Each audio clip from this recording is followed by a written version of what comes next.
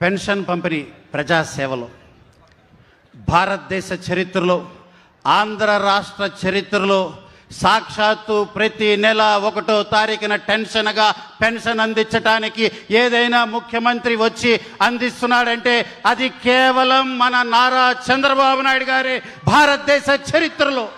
నభూతో నా భవిష్యత్తు. ఈ రకంగా ఒక ముఖ్యమంత్రి దిగి వచ్చి నేనే వచ్చి పెన్షన్ అందిస్తా, మీ బాగోగులు తెలుసుకుంటా, అవ్వ తాతల్ని పరామర్శిస్తా, వితంతులకి ధైర్యం ఇస్తా, దివ్యాంగులకి నా అండదండలు తెలియజేస్తా అని వచ్చి ఒక నమ్మకం, ఒక ఆత్మవిశ్వాసం, ఒక భరోసాని కలగజేస్తున్నారంటే ఈ రోజున మధ్యతరగతి వారు కానీ ఇతరులు కానీ అమ్మో 1వ తారీఖు అంటే కొద్దిగా కంగారు పడతారు. బిల్లులు కానీ ఇంకేదన్నా కంగారు పడతారు అమ్మో 1వ తారీఖు అని.